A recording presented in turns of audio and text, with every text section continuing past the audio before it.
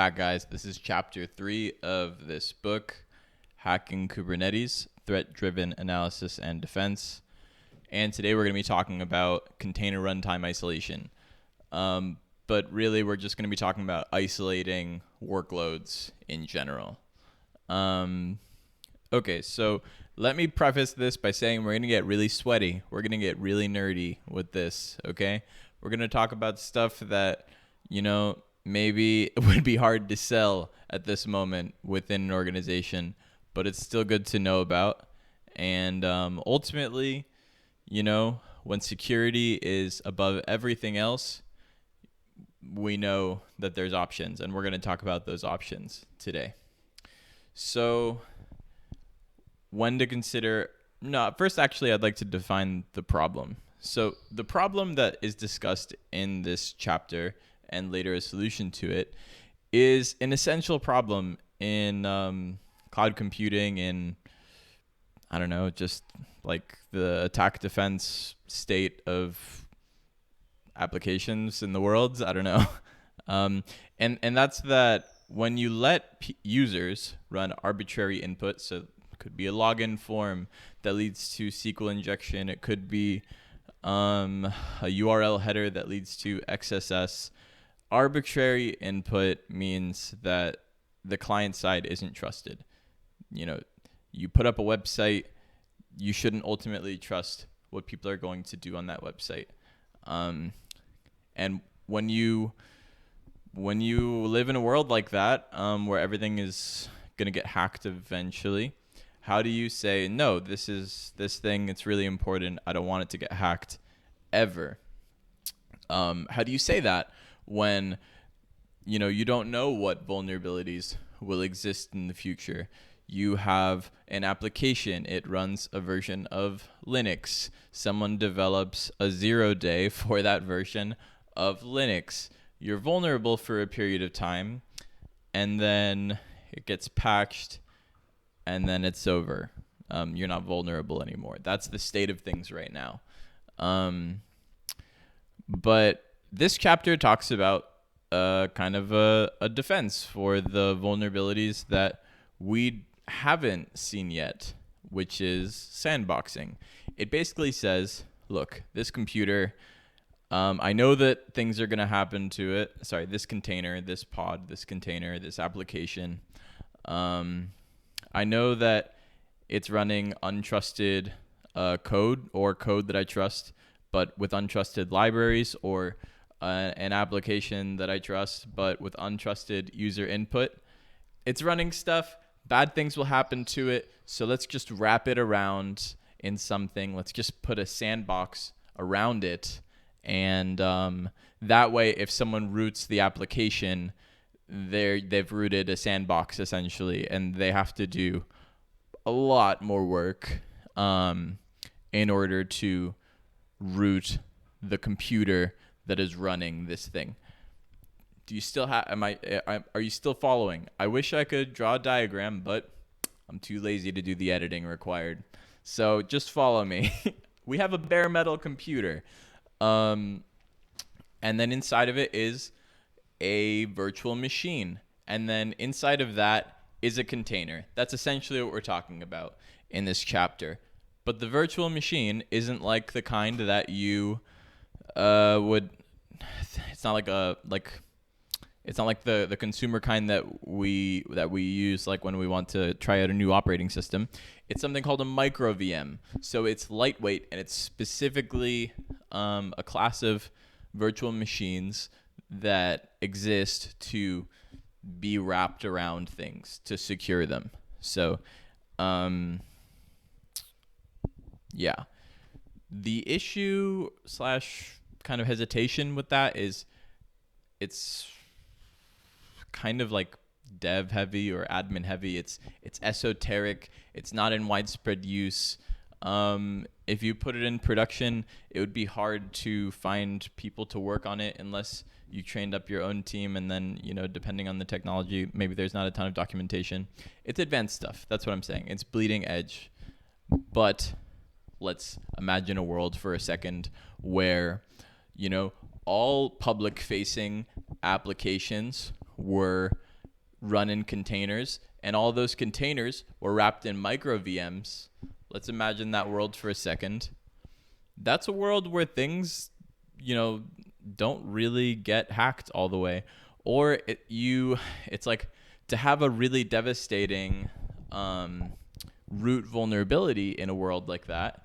You would have to have 2 0 days at once. You would have to have a 0 day exploiting the underlying the underlying like micro VM technology, as well as the application, which is like a lot to ask. I think that's quite the attack cost for attackers. So that's pretty crazy to me, to think that, maybe in 5-10 years or less, honestly, that maybe that's how things will be. Is anyone suggesting that's how things will be? No. But I'm just, in my head, it's like I've assumed that everything is hackable for a long time. So it's crazy to think that there is kind of a way to increase attack cost to a point where, 99.9% of attackers are just going to say, not worth my time. So, yeah. Just to go into a little bit more how these micro VMs protect the host, as in like the bare metal computer. It's by separating the system calls made by your application and the host kernel. So it's like this. Most of them. Okay, let me start with virtual machines. So virtual machines have their own kernel. So like they have their own operating system. You have to download the ISO image. It takes a long time. But that's a full operating system. So they have their own operating system. They don't have their own hardware. They're using the hardware of the bare metal computer that they're running on. And they have their own kernel. Why is that important? Because it provides extra security. Because when you run your application, let's say it's a website, from within a virtual machine, and it makes a system call, it does something as root. Let's say it's running malware, just to put ourselves in the right headspace. It's doing it on the guest kernel. It's doing it on its own kernel. It's not doing it on the bare metal machine's kernel. So you've essentially, as a hacker, from a hacker's perspective, you use your 0 day vulnerability, and congratulations, you have owned a virtual machine. You essentially nothing of value to an attacker. Yes, it gives them a new spot to further attack the host system, but it's like the attack cost has been increased. They have to do more work. More work means less attackers will get to that point. So yeah, that's how a virtual machine protects the bare metal machine. Containers, Kubernetes as we know it does not have its own kernel. It uses the bare metal machine's kernel, or if the node is a virtual machine, then it'll use that virtual machine's kernel.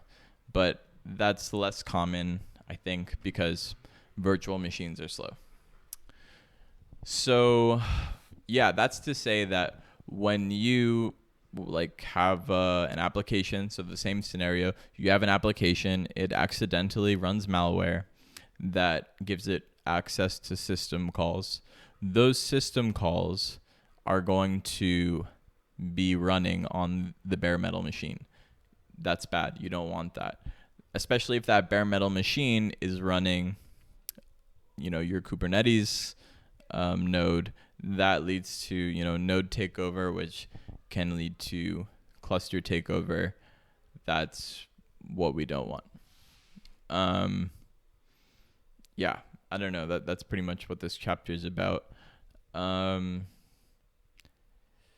My personal opinion is it sounds cool. I really just know about this stuff at like an intellectual level. Haven't really gotten my hands dirty with it. Very curious to see how expectations meet reality with sandboxing technologies. Yeah. So that's where we're at in 2022. I should mention that sandboxing technologies, specifically like gvisor and Firecracker, they are in use by public cloud providers. So like GCP, Google, AWS, Amazon. It's what they use to secure their cloud services. So you rent a computer from Google. I think it's like Google Compute is the service. GCP Compute, whatever. And you run malware on that computer, and Google has to make sure basically that the malware you run isn't going to exploit the bare metal machine that's running their GCP service. They sandbox it. That's how these technologies were born. That's how they're being used right now by the big guys, the public cloud providers. They're not, as far as I know, being widely used by companies with less resources and, you know, like a less demanding use case. So yeah, this has been chapter 3. Let me know if you have any questions and I'll Google them. I don't know. It's been a good day. This is the end of the video. Boom.